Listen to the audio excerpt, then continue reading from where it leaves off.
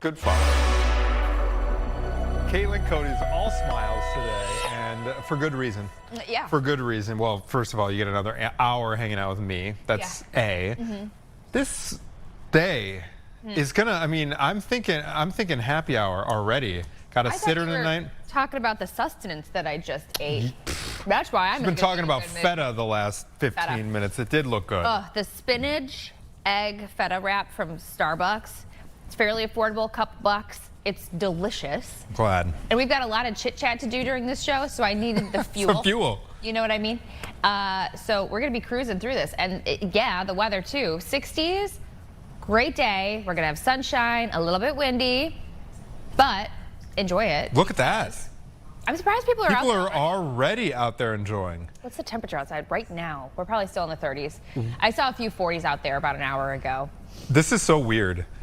I woke up today and had to bust out the ice scraper on my car.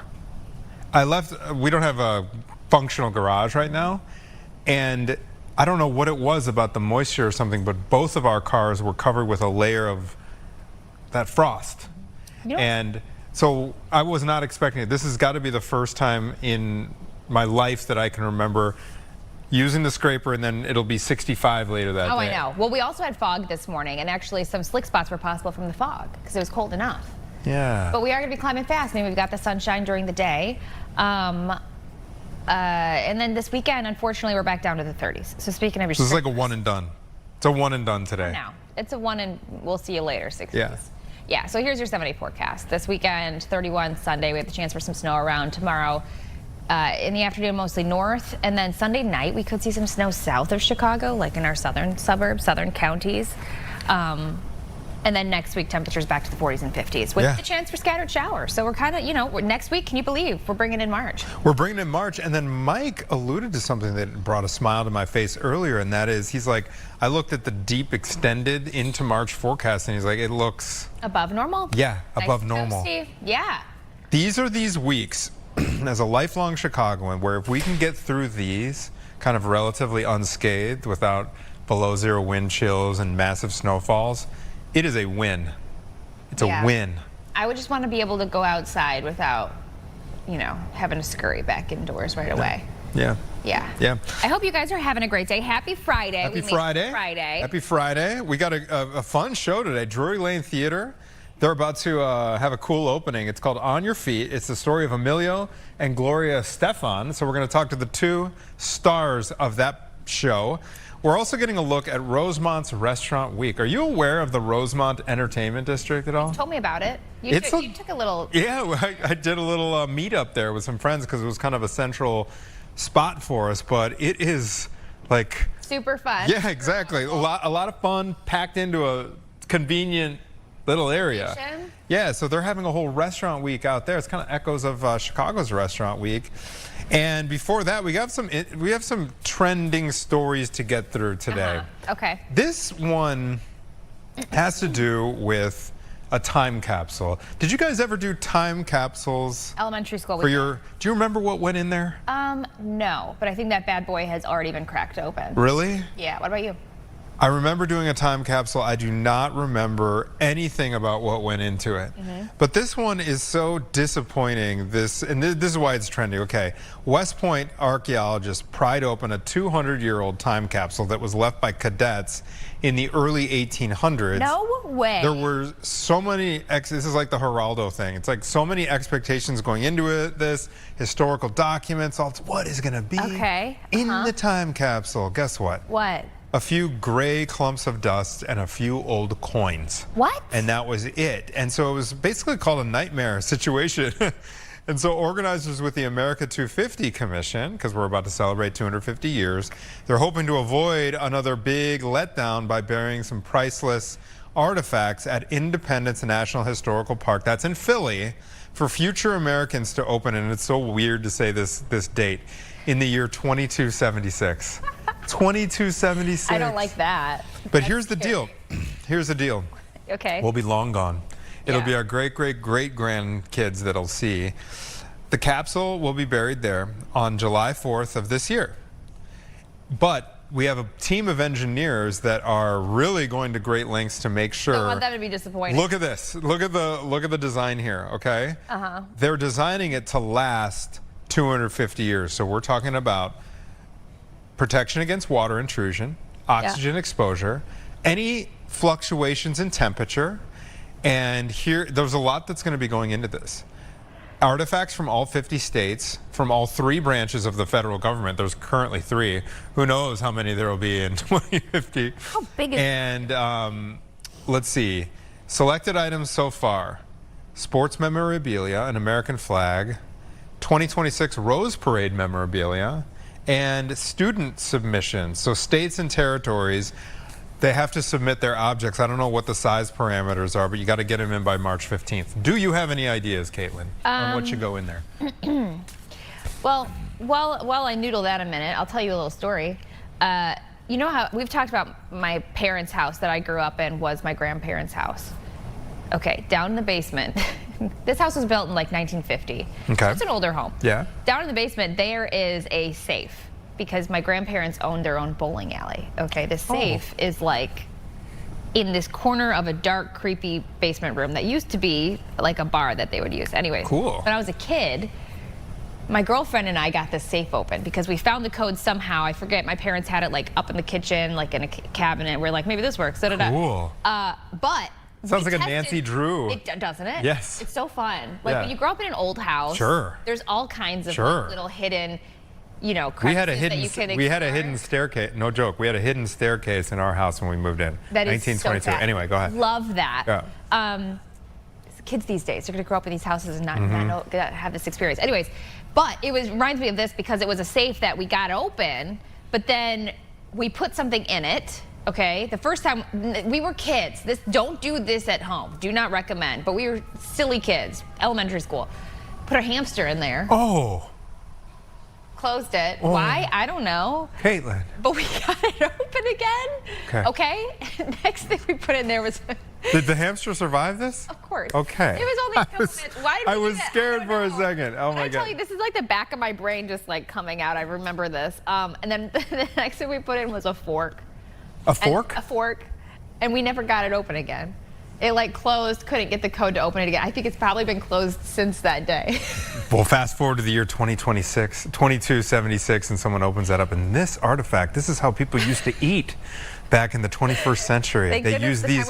This is called a fork. Open. I had a little time capsule moment. She's crying. I know. It's because I ate, you guys. I just had food and I'm drinking coffee. I'm going to be like just buzzing on sugar high right now. All right, yesterday. Okay.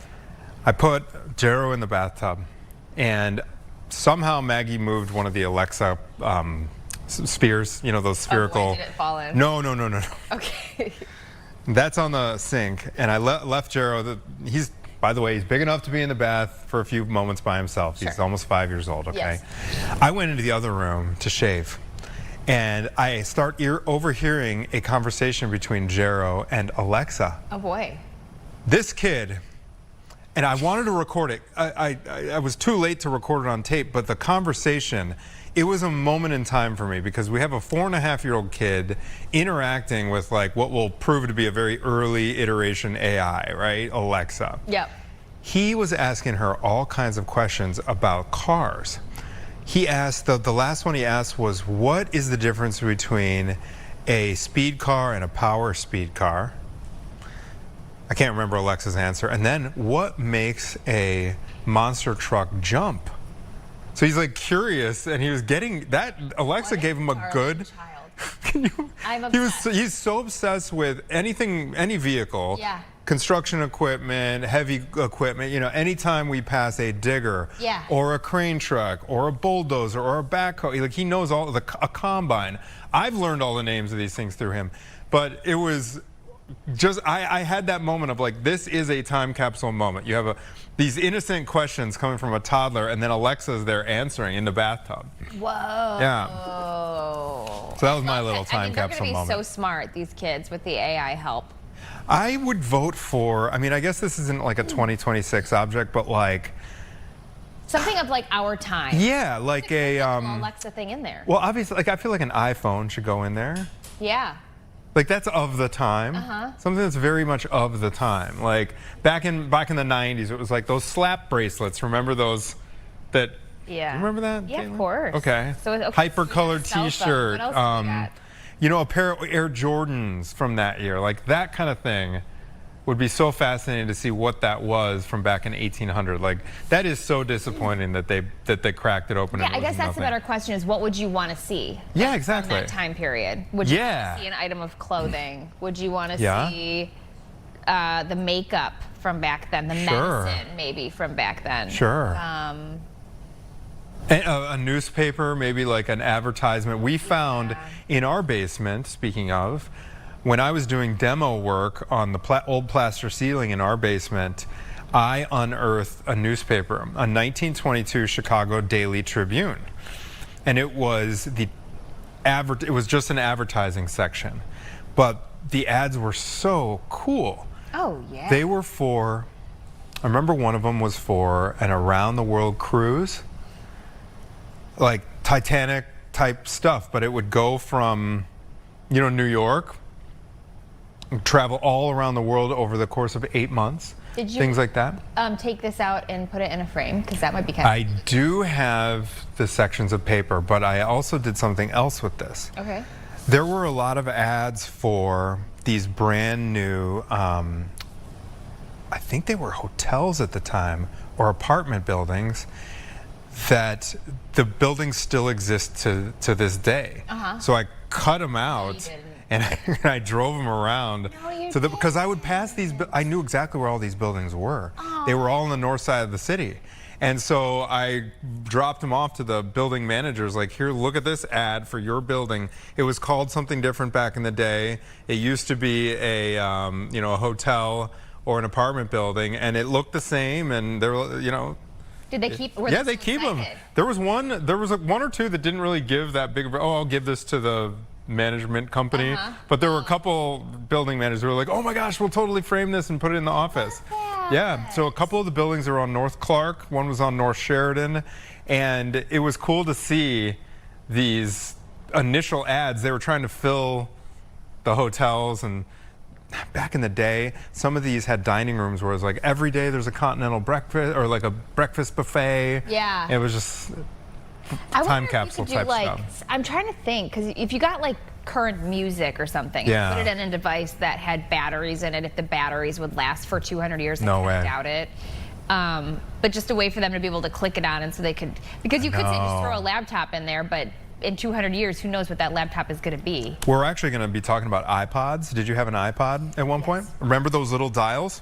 Of course. Of course. I love those. They're making we're going to talk about this a little later in the show. They're making a comeback because iPods now can actually get around the high school cell phone bans. What? Yeah, yes. So kids are wanting iPods. So again, this is a recurring theme this year. What's old is new again. It's cool. And they're considered kind of an artifact now, because think about how ancient those rotary iPods would look right now. Remember those the big pixels on the screen, and how you could I loved the navigation where you're using your thumb and going through like 300 songs. Okay, maybe I don't remember that part.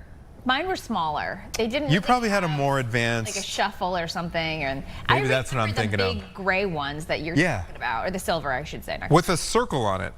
But mine was like, I've got a little one still, actually, in my junk drawer. It's like yay big. It's the tiny little thing. I think you can. That's right, the Nano. But is that what it's called? That is what it's called. Yes. But I don't have the right headphone jack to. I think those would be really cool to see 250 years from now with a headphone jack. Yeah. Because who knows how people will be taking in storytelling and audio brain chips. Through their brain chips, right? Speaking of chips, we do have to talk about Doritos chips. Do it. Okay, Doritos is coming out with protein chips. Protein is everywhere these days, so why not with your Doritos? There we go. New Doritos protein snacks are coming to stores this March in 2 flavors. So the first one is nacho cheese and sweet and tangy barbecue, which I am all on board with sweet and tangy barbecue. Yeah. It's one of my faves. Yeah. Okay, so a 1-ounce serving of Doritos protein has 10 grams of protein, the bag of chips. In comparison, traditional nacho cheese Doritos net 2 grams of protein per serving. I'm not surprised. They've got those protein chips out now. Doritos protein chips use milk protein, casein, as the protein source and are made without artificial colors or flavors. That's interesting. Okay, that's a new twist. Those don't look like they were made without artificial colors, but Well, right, that red number 5. maybe that gone. picture is just like tinted. But protein has been the prominent driver behind new food products, mainly. Oh, Starbucks has been serving protein lattes and offering protein cold foam as drink upgrades. Is it just me, or are they slapping the word protein on everything? Well, days. that protein cold foam is like an extra $2 to Okay. your latte. To your latte. Is it worth Do it? you I don't do it? know. I've done it a couple times. Because I notice, I'm a Chipotle frequenter. It's in the rotation, and I've noticed that they're doing protein, what they're calling protein bowls. I haven't gotten one yet, but it's like an extra $10. But I think what they do is they double the meat. Extra $10? Yes, I think so. I think so. That doesn't Someone seem could worth fact it. check me, but there's a sign, make it a protein bowl, and it Yeah. doubles up. It literally okay. doubles the protein. As someone who's very busy, I understand the whole drive to protein Yeah. because you just want to like eat and be done with it, and then Right. you can like stay full longer. So I totally understand the whole protein craze, and that's why I've done like the protein on the top of the lattes. Doritos. Can I just have a little tip? I've been eating Doritos in the morning. I know that sounds crazy, but I also don't have time to pack a lunch, speaking of. So with poor Ponce sitting on the couch next to me for our pre-show meeting, I'll eat Doritos or like chips. You had and hard-boiled eggs. With hard-boiled eggs. That's a good little protein, or I mean, the eggs are. Yeah. I don't know about the Flaming Hot Cheetos, but I was Yeah, kind of yesterday. jealous. Who doesn't like a Flaming Hot Cheeto? I was eating Flamin' Hot Cheetos at 9 a.m. with boiled eggs. I'm like, Anthony, my breath is gonna be rocking during the show. I'm over here in the corner of this chair. No, you're fine, Caitlin. I You're didn't fine. eat today. That was just Okay, let's hit moving another on. trender here. Men are allegedly This is abandoning horrible. women on hikes. Caitlin's crying again, sparking discussion about what is known as the Alpine divorce. I had not heard this. No. We've been talking about sleep divorces, which we're both participate. we're both sleep divorcees. Yeah. Indeed we are, and at least during the week I am. The term Alpine divorce is trending on social media after a woman on TikTok claimed that her boyfriend left her behind during a mountain hike. I can't. One of the ex-users reacted to that story, saying commenters claim the behavior is common enough to actually have a name. This is an actual thing. Alpine divorce. Have you ever had an Alpine divorce? Yeah, kind of. I told Anthony this story back in the day. Well, this goes with all things. The guys that leave you on the trail, they're probably going to be the guys that walk in front of you when you're walking down a sidewalk. The biggest ick. This girl, I hope she broke up with the guy because what are you doing? Excuse me? What are you doing? I went on a hike once years ago with this guy. We weren't dating. We were friends. He wanted to date me though. But we went on this hike and we were going up this mountain, and he was cruising up this mountain. I don't know if he was trying to impress me. It didn't work. I was like, I can't keep up with you. I can't keep this pace. What are you doing? Like, slow down. So then let me tell you, during this same time period in my life, I met my husband, and guess what he did? He did. On our first date, we were walking down the sidewalk, busy road next to us. He grabbed my hand and pulled me to the inside and walked on the outside. And I can remember that good. clear as day. Green flag. Both instances. Green and flag. him doing that was such, like, for me, Done. Yeah. it's like opening the door kind of thing, but like I used to do walking that. with a guy and he makes sure that you're on the safe side. do it. Like, I did read something too yesterday, which I don't know how accurate this is, but there's like a primal thing with women that with men that they want to be protected Yeah. and adored. Yeah. Yeah. So Absolutely. so if you're a guy, do that for the girl that you're trying to court, because you walk in front of them on a trail. I wholeheartedly agree with all of that, Caitlin. Good. In the interest of balance here, Oh, boy, quick here we go. anecdote from me and the Ponce brothers, actually. My brother and I used to do this. Uh-oh. Because the Ponce family, we did not have automatic locks on our cars. So we could effectively do the door test on women that we were dating growing up. Which means, you know the door test? No, tell me more. You don't? What's the door test? All right. This is a thing of the past because all cars have automatic locks now. Okay. But when you didn't, in the days before, what you did was you unlock the door, the passenger door for the girl that you're dating, open it up, let them in, you walk around the front of the car. If the woman reaches across the driver's side and unlocks your door before you get in, she passes the door test. And not all women did it. They would just sit and wait for you to go around, and you'd have to unlock the door yourself, the driver's side. Am I making sense? Anthony grew up in 1940s. In the 40s. So that was the door test. Whoa. And, you know, like the walking thing that you said, the keepers, it would be a deal breaker. Would it be? My brother and I also, it was just a red flag if they didn't. And the final thing, while we're on the topic, is we did this thing called the law test, my brother and I. This is because we were singers. So juicy. Okay. All right. So we would ask, like, you know, on a first date or something, hey, can you just sing the note, la, la? You just passed. Okay. So some women would be so embarrassed that they'd be off tune or just like awkward, and like that was a gauge for us. Like, hey, does this person have an engaging? No So way. you just instantly passed it, Caitlin. You weren't embarrassed to do it. Oh. You would be so surprised.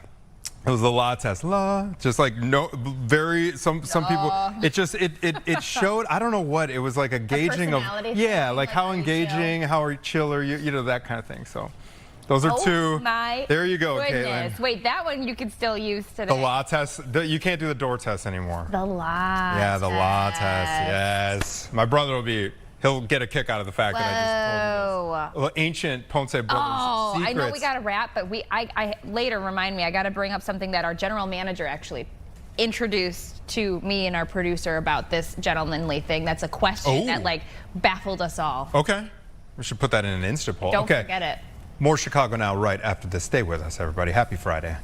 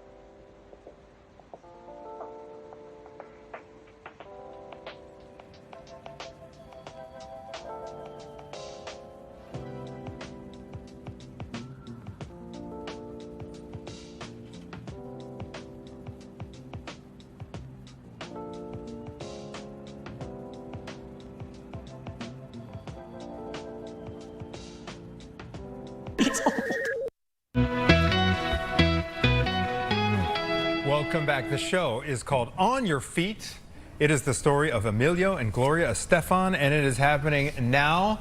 At the Drury Lane Theater, this show runs from March 22nd through March 22nd, I should say. It features 23 songs from the Estefan catalog, including global hits like Rhythm Is Gonna Get You, Conga, 1, 2, 3, Out of the Dark, and On Your Feet. And joining us via Zoom to talk about this show, we have Gabby Albo, who is playing Gloria Estefan, and we have Samuel Garnica, who is playing Emilio. Samuel and Gabby. Nailed it. I nailed the pronunciation. Welcome to both of you. Gabby, we ought to start with you. Ladies first, you have won a Helen Hayes Award for the Spanish language premiere of On Your Feet. Will you tell us what it means to you to be returning to Gloria's character now, and how your connection to this character has evolved? Ooh, it's been a hell of a ride, as we said in the show. It's been definitely a role that changed my life. I'm from Mexico, born and raised, and this is a role that brought me to the U.S. It got me the award. Samuel was also nominated. And it's been nice because we've done this production 3 different times. And every time time passes, experience comes, and we are able to evolve with the show together and with the characters together. That's awesome. Okay, so Samuel, let's start with you with this question, and then both of you can obviously answer. Gabby, you can tag in as well. But how important is it to you to tell this story with cultural authenticity, especially because they're both such legacies on stage? Yes, well, both of them represent a strong icons for our music and culture. They went against of what the market said at the time, and that's part of it. What is said in the show, and bringing this story nowadays with a cast full of representation for many countries in South America and in the United States, it means a lot for us to have. We're 24 cast members in the show, and having each of us on stage represent our roots, our story, our presence also. So it is really strong for me as a performer, and hopefully the audience can take out all of that after they enjoy the show. Gabby, okay, so we mentioned that 23 songs are a part of this production. What can you tell us about how the performance is structured? Maybe a little bit about how it is able to weave in all these songs. And we just saw a screenshot of a young, I didn't know if was that a young Gloria we just saw there with the acoustic guitar? We have a young Gloria. Okay, we have a young Gloria. But tell us just how the show flows and weaves in all these pieces of music. I've never counted the songs we do in the show, and I probably sing 20 of them. Like, I've never counted them. But yes, now that you mentioned this, a lot of people say it's like a jukebox musical, okay. And I think it's important to emphasize that the work that Alex Linares did with the script is huge, because it is more than a jukebox musical. And I think it's not just for Latino people. Nowadays, I think everybody can connect. It has a very inspiring, uplifting story, way past it. Like, the script involves daily life conflicts, inspiring messages, so it's for everybody to enjoy. I guess the journey goes from the beginning of the relationship, and somehow Delinares and all the team who created this script were able to pull out stories out of his sons and put it in specific moments in the entire journey of the play. I guess a couple of songs were just created for the play, but the rest are part of the catalog of Gloria Estefan as a performer. Mm-hmm. Okay, so we're seeing these darling kiddos playing the young versions of the two of you. Can you tell us briefly about their life and their story together? Was it something that they met as children and carried it through adulthood? Probably. That doesn't say, that's not said in the show or in life. We don't know that information, but she was going to be a psychologist. She was never planning to be an artist, just like me.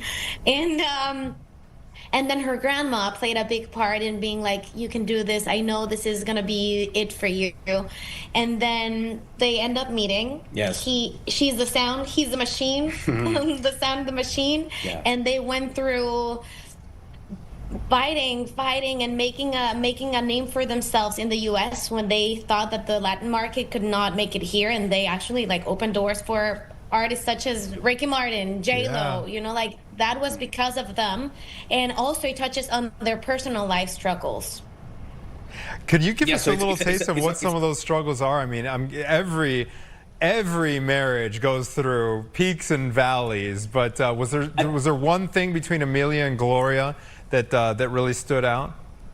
Yes, second act tells you about the bus crash. They were involved in a bus crash. A lot of people don't know that they went through it. She almost like loses her life. It took her a while to recover and to make it back on stage, and she made it big, going back into the American Music Awards. So the second Wow. act is pretty much about that. But yes, and that's why I think the show is very important and feels related with everybody, not just Latino community, is because there are conflicts that happen in real life between the family. Of course, as a parents, you try to protect your son, your children, and that's what happened with the mom of Gloria, trying to protect Gloria, and to get to inviting her to keep her track as a student, as a psychologist, but she wants to pursue what is new for her, and it was attractive to be as a singer now. But we discover in the show that she also wanted to be a performer when she was younger. So that tension between families is also present in the show, and of course there's a beautiful resolution that you of course can see it in Drury Lane when you come to see the show. and forgiveness, yeah. The look on these faces, on the actors on stage there, you guys are full of energy, full of excitement. It's beautiful. If someone is watching and they think, oh, this sounds great, I want to come to your show, is there any research that we have to do prior to watching the show? Is there any music that we should be listening to or Google searches that we should be having at home before we come? I can tell you that you've probably done the homework before, because sometimes people don't know who Gloria Estefan is, and when they come to the show, they're like, wait, I know these songs. Like, who hasn't done a Come Shake Your Body Baby, do that conga in a wedding, Oh yeah, at every wedding pretty So much. you're set. To rite of passage. Okay, guys, this is awesome. It runs through March 22nd. What do we need to know if we want to get tickets and bring the fam? Go to the website, Drury Lane, and of course, the tickets are of course available here at at the box office in the theater. Excellent. right. All right. Gabby Albo and Samuel Garnica, thank you very much. Break a leg. Hope it's a great run here in Chicago at the Drury Lane Theater. Thank you so much, guys, for having us. Okay. We'll be happy to have you here. Happy Friday. That's all right. Have a great weekend. Okay. We are going to take a quick break. We have more Chicago Now coming up. A couple of trending stories, including a new policy from AMC Movie Theater that's going to change the movie-going experience for certain members of the public. We'll explain when we come back.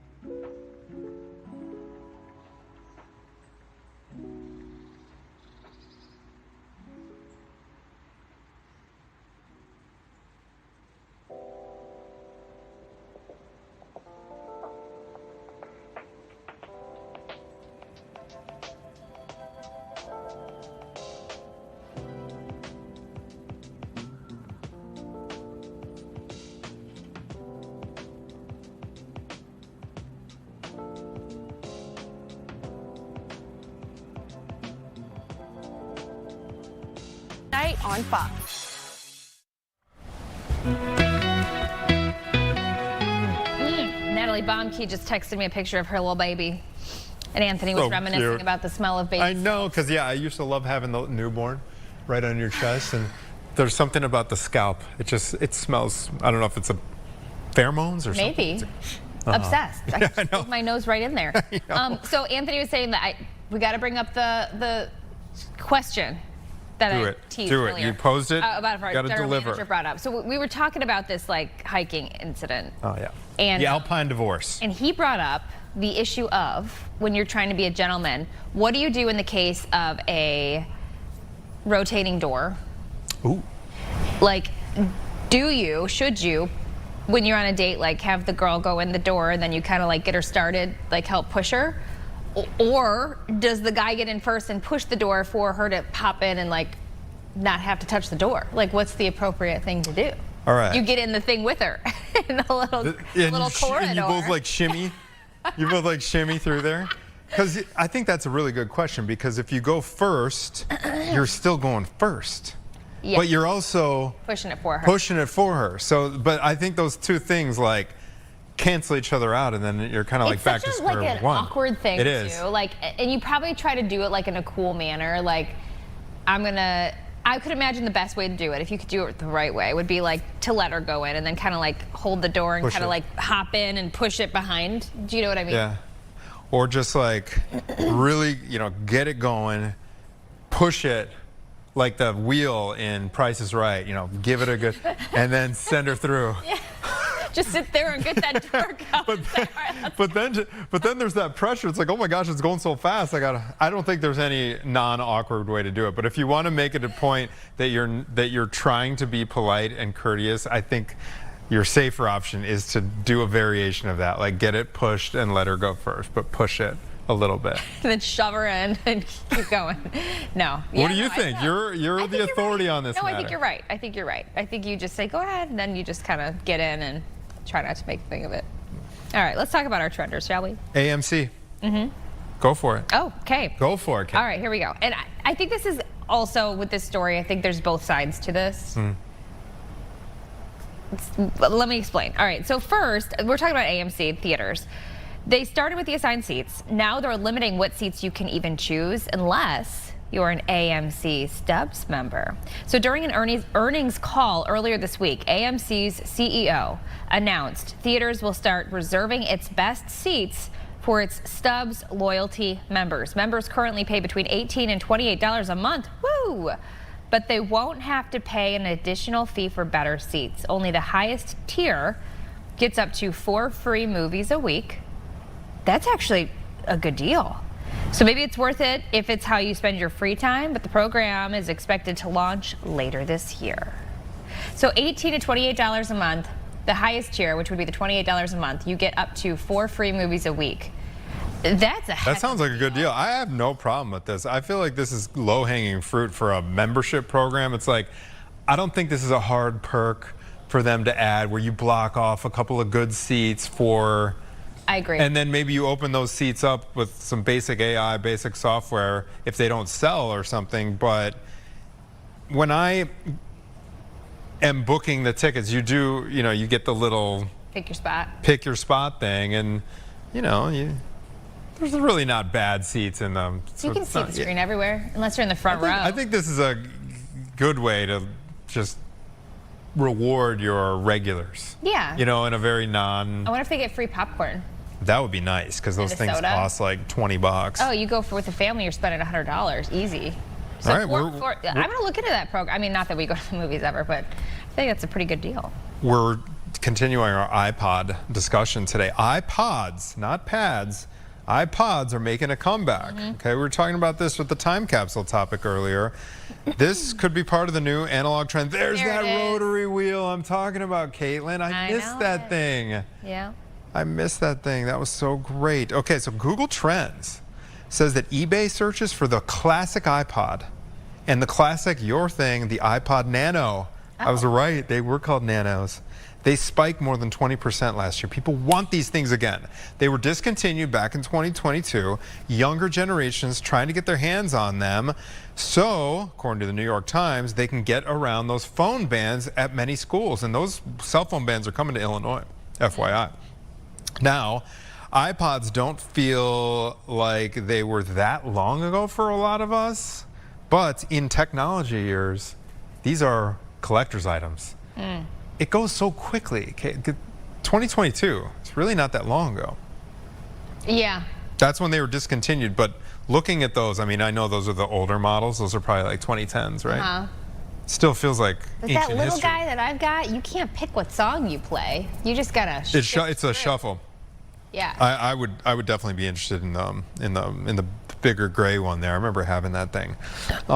Things are considered vintage if they're at least 20 years old, but less than 100 years old. That's what vintage means. The first Apple iPod was released back in November of 2001.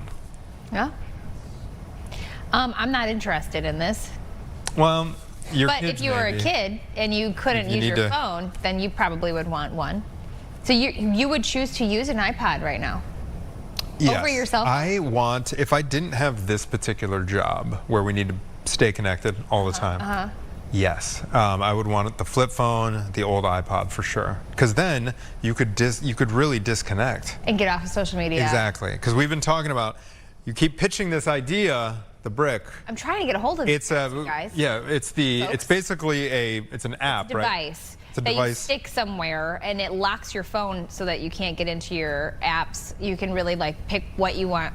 I want to try this too because you could just get like calls and texts and ditch your phone because like you, I feel like I'm the same way. Yeah. This thing. It's so addictive. And when you doom scroll especially, it's like, it just puts you in a bad mood sometimes. It's a so time paradoxical suck. It's a time suck. Because like your brain says don't do it, but your instincts, your body just keeps doing it. It's the loop that Yeah, remember it's we that talked about this feedback loop. before. It's like with your brain, and we were talking about this with New Year's resolutions, and like how if you do something over and over again, you get these grooves that in your brain that connect. Oh yeah, the neural Plasticity. plasticity. Yeah, exactly. Yeah. And so I think that's probably what it is with our cell phones. It's just Yes. this is what we do. So like it's just an automatic thing. So I get your point about like disconnecting.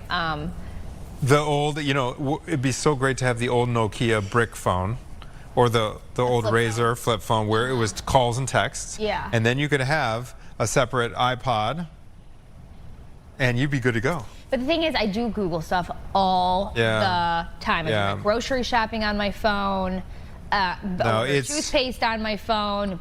I don't even know. Think about all the things. The parking apps that you need to Literally just everything. park downtown. So I think in an ideal world, it would be like, Yeah. I want to get off of my phone and I wouldn't have a smartphone. But in reality, like, no, it's because pipe dream. like my husband just texted me, I need Google the Maps. insurance cards. Yeah. Okay, well, I'm going to get it on my phone. Right. If I had a flip phone, I'd be like, well, let me go to my computer. You know what I mean? Thinking about Google Maps too. Oh, Google Maps. Google Maps. Like, wow, okay. So maybe that's just a stupid pipe dream by me. Next trender. Let's talk Tampa about Tampa. Airport. Yeah. They have been making jokes that are now getting a backlash. Before I launch into the story, you've noticed on area expressways, they'll have little witticisms Yeah, and I on think them. they're cutting that out. They have cut it, but I get the sentiment behind it is it's eye-catching.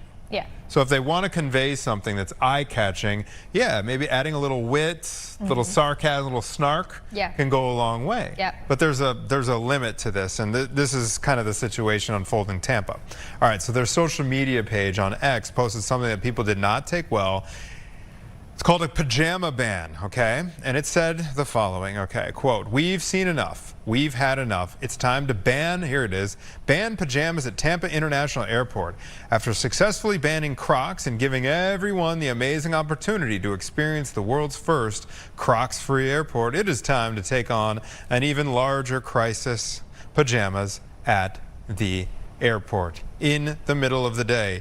We know this decision could be disruptive to someone in your life. It's time to have a difficult conversation with them. You can do this. We believe in you. The madness stops today. The movement starts now. Help Tampa International become the world's first Crocs-free and pajama-free airport. And then the tagline here, do your part, say no to pajamas at TPA. Okay, go for it, Caitlin. Thoughts? Well, my whole thing is like, what kind of pajamas are we talking about? Like, we were saying, are these like the bold patterned or, you know, checkered, like literal pajama bottoms? Or are we talking about like stretchy pants and a sweatshirt? Because forget it, everybody should be wearing sweatpants and a sweatshirt. That's not PJs. I think they're talking about like full on like pajama pants. Pajama pants. Are people really doing that often? You see it from time to time. I am gonna, okay, so here, one thing that I think is raising some pushback for this is that Sean Duffy, the transportation secretary, has been out front saying that that America needs to have more like, it needs to go back to how it was before where people would dress up for flights. So he has said that. So there's already been like kind of a seed planted from the top of the transportation world here. And so maybe people are kind of associating it with that. And, you know, I think this is clearly just kind of tongue in cheek, but I don't enjoy, I will say, I don't enjoy shower sandals at the airport. I think I can stomach pajama pants, but it's the shower sandals, sweatpants combo. That's pushing it for me. I just don't. That would be me. I'd be in line behind Anthony with my shower sandals and, and my sweats on, for sure, 100%. I'm a very casual person. You are a very casual, which is good. It's good. It's a good quality, I think. You know, okay, this is what bothers me, what irks me. It's not the sweatpants. I don't care. Be comfortable, whatever. One time, I was in the airport, and this woman was walking by me, and I could see right through her shirt. Like, there was nothing underneath it. Her shirt was transparent. And I'm like, really? Like, I'm not trying to see that. Yeah. But it was an airport. Like, there's people everywhere. Like, so my thing is, as long as I can't see your bits and pieces. Then you're okay with it? I don't care what you're wearing. Let me introduce another nuance here. Okay. All right. This notion of kind of like behavior follows action kind of thing. I know that probably sounds very vague, but you know how they kind of say dress for the job you want? Yeah. Right? Not the job you have. Not the job you have. Yeah. It's almost like training your brain a little bit, like recalibrating. When you look nice, when you're put together, you're made up, whatever, you make an effort. There's a school of thought that says your behavior will follow as a result of that. Now, on the flip side, if you're in shower sandals and pajama pants and sweatpants, just looking like a slob in public, I guess I'm just throwing this out there, is behavior going to follow that? So all these videos we see of people on flights misbehaving, getting into it, is there any kind of connection or connective tissue between the actions, the dress, how we carry ourselves, how we present ourselves? Can you draw a straight line between that and some of the behavior that we are seeing on airplanes and in airports? I'm just going to throw that question out there. I can just let it simmer. Caitlin, no? I think the exact opposite. You do? Yes. You think it leads to better behavior? I don't know about, I wish at work we didn't have to dress up. I wish that there was no such thing as suits and dresses anymore, and collars. I wish that we could all just be comfortable all the time. Caitlin's a casual person. Literally, like, all the time. Why are we dressing up anymore? What year is this? Like, I feel like we should all be wearing very comfortable clothing at all times. Also, makeup. Makeup is silly. I wish that I could just get rid of all the makeup, get rid of all the dress clothes, get rid of the high heels, and just wear my You don't feel more socks, put together sweats, and more like I don't know, I don't want to say like in character or professional, but like, you gotta like hold yourself a certain way. Don't there have to be certain, for now, decorum? No? I mean, okay, this might be one for the viewers. I want to hear from our viewers on this, because Caitlin and I not. Okay, but here's the thing too. I've got 3 kids. Yeah. When I am in my outside of work, like, I've got toothpaste on me, I've got spit up, chocolate smeared on my pants, paint, Like, I'm a hot mess all the time. So that's just my life. I don't know, Anthony. I mean, I think that there's a lot of people that feel the same way as you do. Yeah. And I think people do like to get put together and get dressed up and look nice and feel good. Yeah. I get it. Yeah. I get it. I just am not one of those people. I respect it. I respect it, totally. Caitlin. We're going to take a quick break. She and I are going to kind of settle down a little bit, maybe resolve this during the commercial break. We'll be right back. I'm excited for this coming up. We're going to talk about Rosemont Restaurant Week. Stay with us.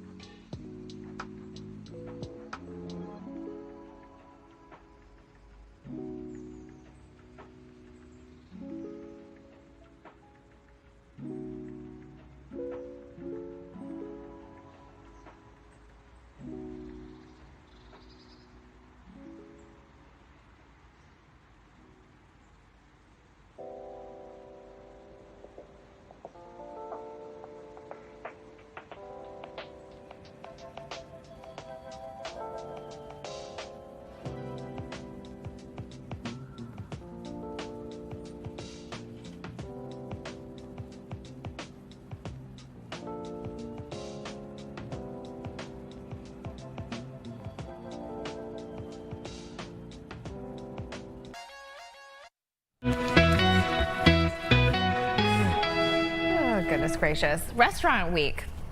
So fun. We're talking about Rosemont Restaurant Week. So if you've never been to Rosemont, Anthony has told us that it is I've been very gushing about it. I've been gushing. Yeah, very accessible, I should say. Location to go, spend some time, bounce between restaurants, get you some drinks. So talking about Restaurant Week, it's this Sunday, March 1st through Saturday, March 7th. For 7 days, you can take advantage of a special prix-fixe 3-course lunch and or dinner. Did I say that right? I think that's right. The menus at 17 participating Rosemont restaurants, including Carlucci. So we're joined this morning by Spread. Oh, wow. Oh, yeah. Graziano. Graziano Berto, owner of Carlucci Rosemont. Good morning to you, sir. Good morning, guys. Thank you for having me. There's a bigger monitor off to our left here. That's why both of us just gaze off to the left, because that spread you have, oh my gosh. Before we launch into Restaurant Week, tell us what dishes you have brought out to show us this morning. Well, we have a little bit of variety here. We're starting with the appetizer right up front. We have a taleggio al forno. Taleggio is an Italian cream cheese wrapped in puff pastry and baked. And it comes with a little bit of preserve on top. It's excellent. It comes out warm.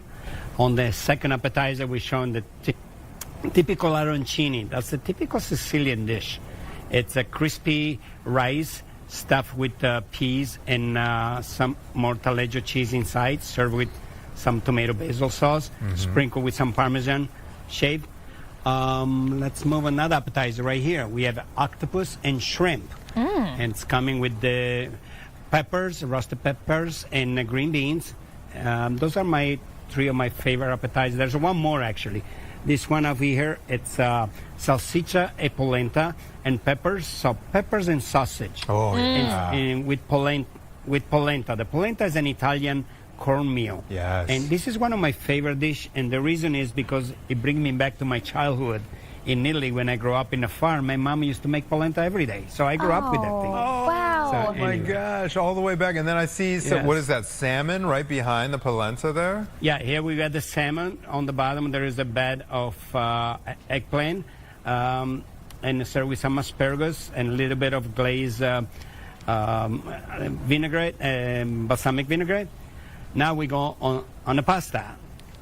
This one, we have a campanelle with shrimp. It's Oh a my bell-shaped pasta, goodness. served with sauté shrimp, some little spinach, and there is a chives cream sauce in there. I think I would have This to is choose one that. of well, Yeah. this is one of my favorite dish. This is linguine al parmigiana. This has been on the menu for 40 years since we've been here. So it's a linguine pasta served inside of parmesan wheel, and then we scrap it, you know, on table side, and there's some prosciutto on the bottom of the plate, and then we serve it to the customer fresh. So very, Oh my very gosh, so it's tasty and right very off that filling. wheel. It's right off that wheel. Yes, right off the wheel. So it Is can it- get fresher than that. Is that the? I've seen this Yes. online before, where the noodles are warm enough that the cheese melts into the noodles. You kind of stir it around, and then you pour it into the bowl, the dish. Correct. Yes. And I got to say, we are one of the first one to start this. Now everybody copy. Now everyone copping Carlucci. It's very Phenomenal. successful. All right, Graziano, tell us what you have going on for Restaurant Week. All right. We have from the 1st to the 7th, we have a 3-course lunch, 3-course dinner. And any information you want, you go to RosemontRestaurantWeek.com. You see all the participating restaurants, and you'll see prices, and you see the choices. This is some of the choices you can have. So you can mix and match it's a great those? deal. You can mix and Yes. match the Yes, ones sir. that we see that you guys have brought out this morning for us? Yes, you may. Oh my God. Okay, sir, I have to know. So you said you grew up in Italy. When people go to Italy and they have Yes. pasta, they say they eat it and they feel light still because the ingredients are so wholesome.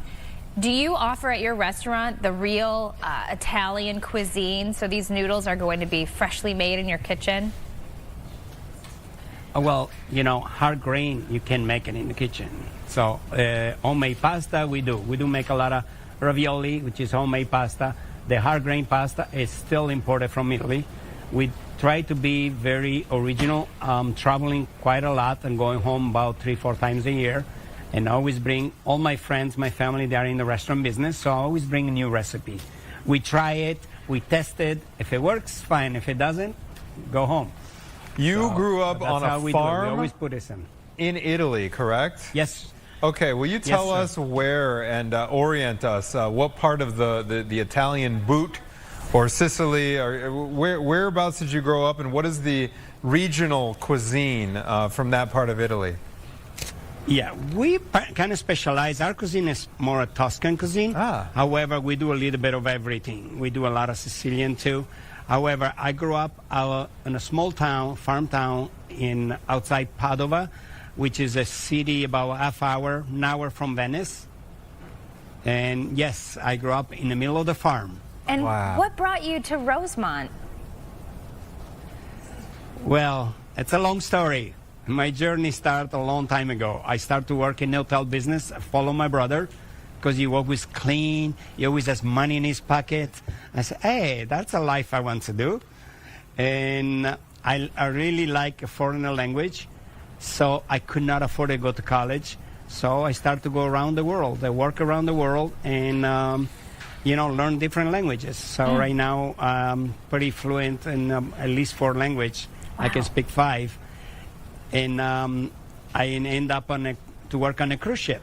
So I was fresh off the boat, actually. So, Amazing. and I met my wife on a cruise ship, and I decided to come in Chicago, and I started to work for the Four Seasons Hotel, and from there, that's when my career started. Rosemont is lucky to have you land there. Giancarlo Graziano Berto, owner of Carlucci Rosemont. Thank you so much, and have a great restaurant week to kick off March. Thank you, sir. Thank you.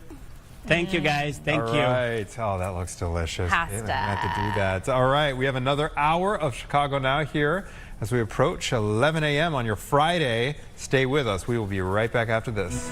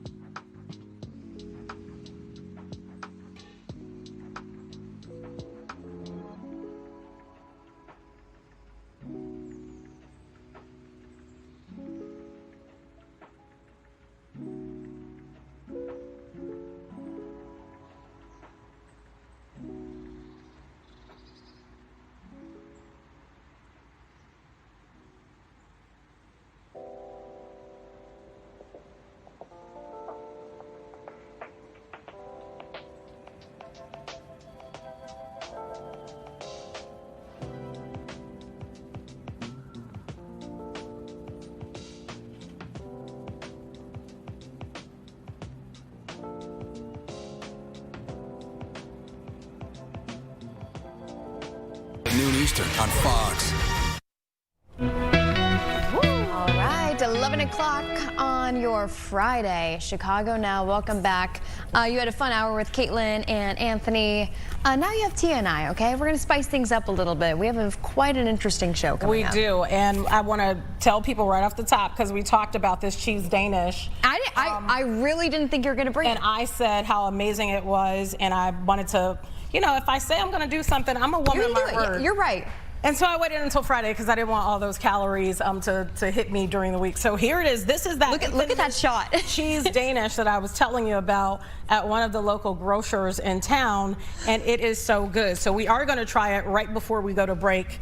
Yeah. So prepare your lips. Have you had anything to eat? I've had an apple, so this is essentially one of the first things I'm going to put in my body now, today. I will say it's a little crispy on the ends, more so than usual, but it will still deliver, and you'll see what I'm talking about. Yeah, because I have a couple questions, because you said this is a hot commodity at the Jewel. It is, and there were only like 5 left. So there's really 4. Even this early in the morning? There's 4 now. I mean, it's only 11 right now, but you probably went, what, like 8? About 8:15. Yeah. Okay, I'm excited for this.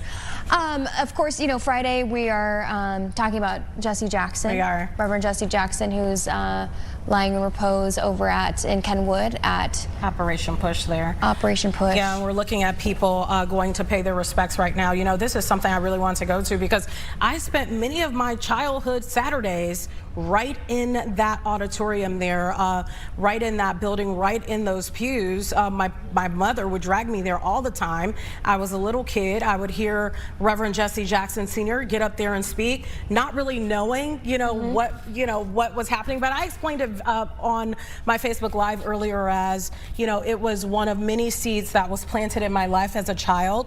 And either those seeds grow into a garden or sometimes they grow into a full-on farm. And in my case, that's what it was. It's just one of those seeds that was a part of my life that I will never forget. You know, some of the things he would talk about, the state of Black America, the importance of Black people investing their money. So it wasn't just like a church service. It was really about upliftment. And so, yeah, those little seeds will stay with me for the rest of my life. And then fast forward to my daughter being, I think she would have been about 4 months old.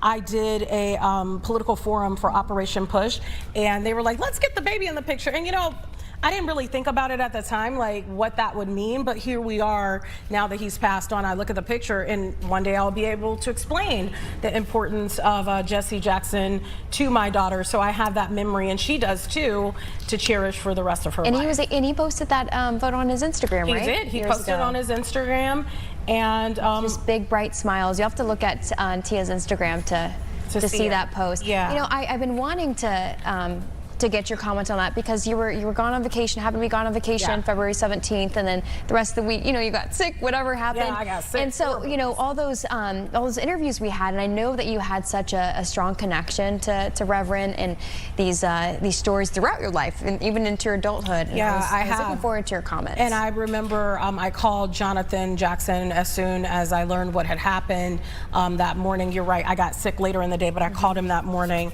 you know, just to tell him, you know, I'm praying for you. It's always hard to figure out the best words to say to somebody when they've lost someone, and especially your parent. You know, I mean, I really don't think there's anything you can say to make that situation better. But we did have a conversation, and then, you know, I go to the church in which Reverend Jesse Jackson is responsible for us even having the 4 walls up, because at the time, Martin Luther King had, and I'm sure if you watched Good Day Chicago, this was explained, but Martin Luther King had to, you know, had come into Chicago. The administration with the city at the time was mad about that, and so they didn't want to allow the church to move forward with building. So, you know, I know Jesse Jackson's legacy because it's been part of my life, you know, and it is part of my life today. So, like, I know a lot of times we look at people in history and we think, oh, that's in Black History Month, a lot of people are like, oh, that's Black history, you know, that's a thing of the past. But Black history is why many of us are able to stand here today, no matter what color you are. There are so many doors that were open, and especially in journalism. Jesse Jackson fought for Black women to have a voice on TV here in Chicago. And I don't know if people know that, but it is the truth. I won't get into the particulars of what was happening at the time, but he literally had to go to bat for people to be represented that look like me. So, I mean, I can't help but say, you know, positive things about him, his family, and his legacy. So, of course. And how lucky are you to have that life experience of having those seeds, like you said, going to Rainbow Push, having this experience later on in your career, and having him to thank for you sitting here right now, us all sitting here right now. True. You know, things have changed in the last 30 years. Okay. Thanks for sharing that. Yeah. Yeah. Well, we got to switch and talk about another Jackson. Another Jackson. And you said this through. This is a very interesting raw reaction here. So follow us with this. This is one of those stories that's trending. And when I saw it, I thought, well, man, does that mean Janet Jackson is living in Chicago? Secretly? So there is a rumor swirling out there because of video with Janet Jackson with Mustafa Farrakhan, and Mustafa Farrakhan is the eldest son of Louis Farrakhan. Sadly, Mustafa had lost his wife a few years back. And yeah, that's him right there in that suit, right next to Janet Jackson. I believe they were at the New Edition concert, watching the concert go down, and they left together. They were holding hands.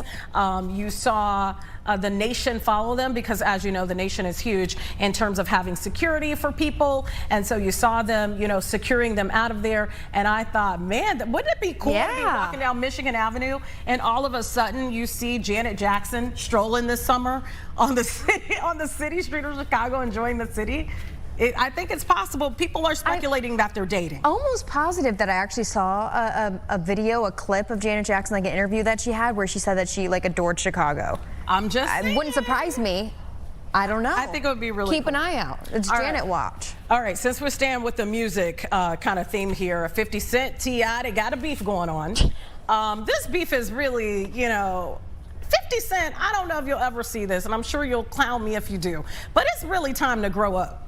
It is. You are, you know, a executive producer of shows. You have really picked yourself up from the ground up, and here we are fighting with folks on social media. I don't understand. But he stays fighting. He stays fighting with people. So what happened was T.I. decided to comment on the fact that they didn't have the verses together and the reason why, and 50 Cent basically said, quit bringing me up. 50 Cent posted T.I.'s wife, who is Tiny, who's part of the group Escape, and it was not a very shining moment in that picture. So there's been a beef now going on between 50 Cent and now her son, who is with T.I. They're married. T.I. and Tiny are married. Yeah. So then the city of South Fulton in Georgia decided to get in on all of this comedy by sharing this post. We are fully aware that T.I. and 50 Cent, 50, are currently engaged in a verbal discrepancy of lyrical proportions, because if you know anything about T.I., he talks like in a higher level than all of us.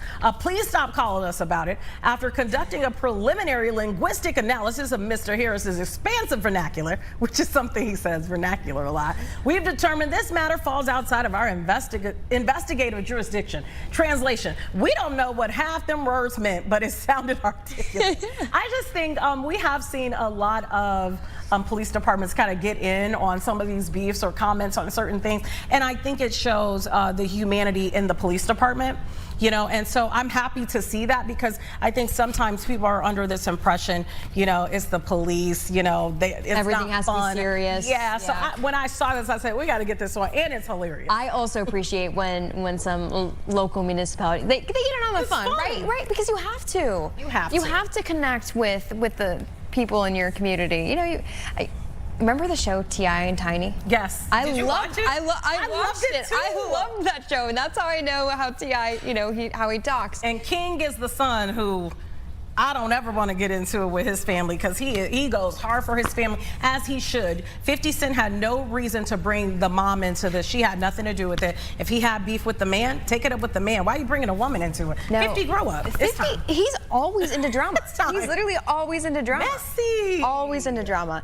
Okay, speaking of music. All this is music today. Yeah, it is all music, actually. But you're the one who sent those through, and I'm so glad you did. Yeah. And this is kind of my raw reaction, because I didn't get a chance to, it's okay. to look at it. Sometimes that's the best reaction. That's true. That's true. Okay, Spotify, 100 greatest pop songs of the streaming era. Obviously, we can't. I haven't seen this, so all of the 100 songs, because that would take forever. So we grabbed some of the top 10. So Spotify defines the streaming era as 2015 to today, 2026. So here's a list. Should we start? Let's start at 10. Huh? Okay. Or are they going to give it all away, anyways? Hit me. Are you guys going to give it all away? Yeah, they are. See? Okay. All right, No Tears Left to Cry, Ariana Grande. I love Ariana Grande. All right. You don't? Oh, I did. I did. You're all over her all now? this drama and like the speculation that she like kind of like home wrecked with the current guy. I feel you on that. And, you know, and he had just had a baby. I don't like that. I don't like that. So I'm kind of like out on a the little fence bit. with Yeah, it. whatever. Got it. We don't know the true story. I'll leave it at We're on the that. outside looking in. Number 9, Birds of a Feather, Billie Eilish. Okay. I don't know none of these songs. I'm I not do gonna lie. really like that song. You would have to sing them because I don't know. Birds of a feather. No I don't tears even left know. to cry. I know that one. I say I love that song, and I don't know really. I need a one dance. Oh, I Give love- me that. Dun, dun, I dun. love that Is that song. that song? Yeah. Okay. I know Number that song. I 8, love that song. Green Light, Lord. Green Light. I like Lord. So what song is Green Light? I don't know the beat. Beats me. Sorry, Justin Bieber.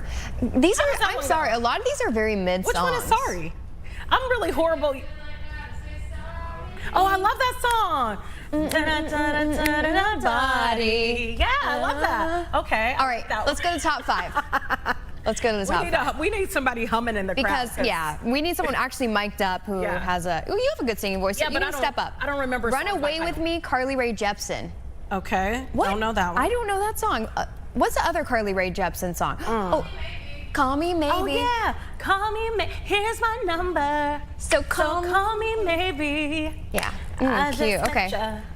And this is crazy. Is that right? Mm-hmm. Okay. It goes a I little like quicker, that song. Tia. We'll work on Okay. it. I don't know what's going on with our screen here, but People behind the scenes We're right just now that gonna- are visiting we're gonna move us, on. they have their heads in their laps. They're like, This these is- people are nuts. hold on. This is serious journalism, though. This is serious journalism because we can't get to number 4 because our screen's messed up. Okay. Oh, we're showing them one by one now. Oh, you guys Thank are genius. guys. I'm sorry. I was totally. don't I wanna was give it all totally away. Look, it's a crashing you. reveal. Don't Start Now, Dua Lipa. You know that one? I think I do. Okay, I don't know. Okay. I don't know songs by Cruel titles. Summer, Taylor Swift. I don't agree with that one. I know that one, of course. Of course we know that song, but like I don't really agree with it. 2, Pink Pony Club. Shuffle Pink Rump, but- Pony Club. I'm gonna keep on dancing. You don't know that song? I mean, I like it. Are you it for sounds real? good. No, I'm dead serious. Okay. I don't know it. All right. I listen to Should the we- same songs. On I will say, actually, it took me a while to listen to Pink Pony Club, and I only choose to listen to it like when it happens to be on, like at a bar, or, like somewhere, and That's me. and it's awesome. I mean, it's such a jam. When hear you're these listening, songs in the mall. if I were to listen to this all the time on the radio, I'd be so over it. All right, number 1, License. Driver's License, Olivia Rodrigo. Sing it. I got my driver's license last week. I don't know what. Is that it for real or you're kidding? Yeah, and then it goes on, and I don't really remember all of the lyrics, so I totally vouch for them. Are you the kind of person who gets the lyrics right every single time? No, I butcher them every single time. I have made songs completely up. Do you have someone who calls you out on it? Yes, Terrence Lee, because he sits across from me and he's a huge music buff, and he's like, "Are you you really think that that's like I'm a soldier by Beyonce? How does it go? Catch the beat for me. If you can catch the beat, I can tell you what I thought it was. Soldier. Is that it? No, that ain't. No, right. no, that's not. Is that? I can't think. Anyways, of the beat. I can see, never catch this the is- beat. That's this part is of the horrible. problem. I think you can, Tia. I think you can. Is there anything that you've really messed up, like a really good song that you've messed up before? Pray that you. Anyway, I'm trying to remember how I messed up the lyrics, but I had them all messed up. What did you ask me? I'm sorry. Well, is there, okay, obviously this one, but is there another one where it's like you came to the realization that like you had it wrong all this time when you're really sitting and listening to someone sing? It's that song, and I can't catch It's the that beat song. to remember what I was saying. And if I could catch the beat, I would tell you what it was. It's so always- outlandish that it's ridiculous. The whole crew that sits where I sit heard me say it, and even people that don't know the song said, "Are you sure that's the lyrics?" And then Terrence pulled it up and was like, "Absolutely, that is not the lyrics," and it was bad. I love making stuff up like that. We gotta taste this cheese Danish. Wait, hold on. I have one Go from ahead, when I I'll was a start kid. When I cutting was a kid. So my siblings are like 10 years older than me, and so we'd always listen to like Snoop Dogg, 50 Cent. And I thought "Drop It Like It's Hot." I thought it was hot. "Drop It Like It's Hot." I thought it was "Drop It Like a Child." Drop it like a child. Girl, that would be in the Epstein file. It's You true. can't say nothing like that. That's so true. It's like when you wanted me to get down with the clown yesterday. I was like, what? Drop it like a child. But I'd be like, drop it like a child. Girl, they be locked up. No, but like drop it like I think like I was thinking about dancing. I didn't know any better. Locked up, they won't let me out. That's what would happen off of that song. I'm just saying. Anyway, now we're just cutting a pastry. Yeah, I want you to get the middle piece. That's the best piece. Jewel. This is from Jewel. We're not advertising for them. Wait, but it's almost summertime. Can I have a smaller piece? I am. I'm giving you this piece. Oh, okay, good. And I'm giving you the middle piece. You know, I find the middle piece of like anything to be the best. Right, so I'm giving you this piece, and then this is my piece. Okay, are you ready? And we're gonna do what my daughter ready. does when I give her food, and we have the same thing. You ready? Okay, so this is your piece, so you could grab it. It's ready to go. Thank you, get Tia. it? This is a cheese Danish. Yep, and this is what I do with my daughter. Cheers! No matter what it is. Oh yeah, this is a, oh yeah. Thoughts? I'm smacking on TV. Would you We buy should it? have took one bite at a time so someone can talk. Would you buy it? 100%. I know. I buy them So out of it. We want to finish. I like anything like a donut. This is kind of like cheesecake in here. It's the cheese Danish, like the cheese like cream. And the crumble. Anyways, okay, we'll enjoy this. And we'll be right back. We have much more coming up.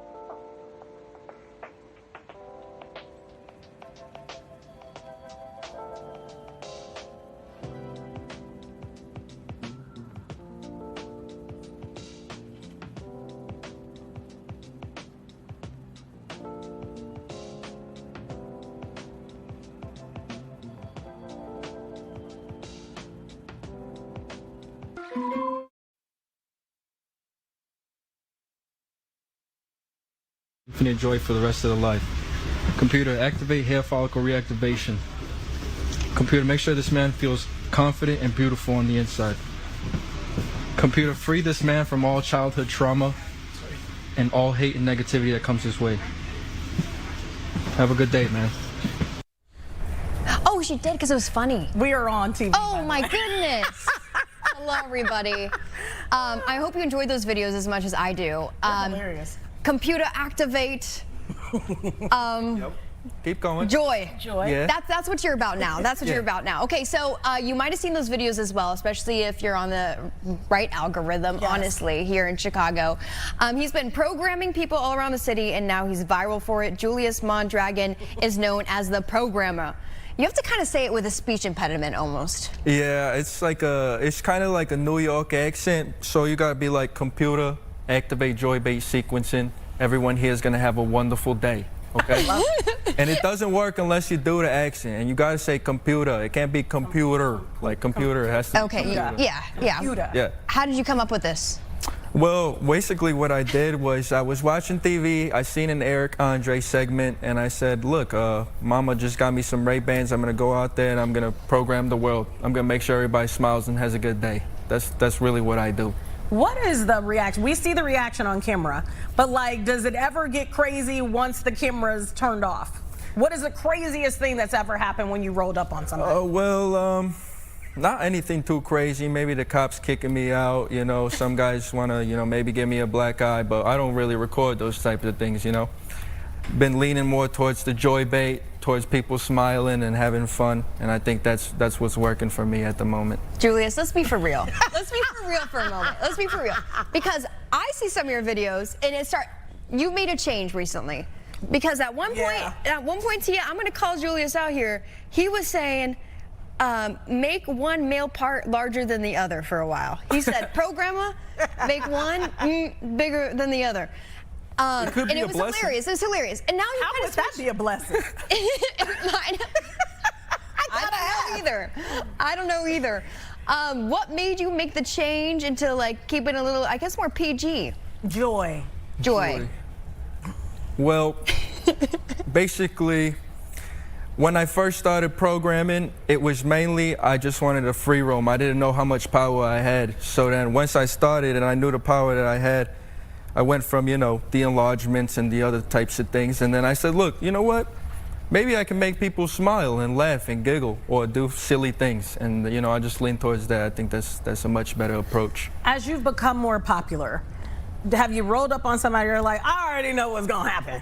Of course. And what do you do in those instances? I just go with it. You know, sometimes people wanna get in on the wizardry, on the programming, and you know, it makes the videos even more fun.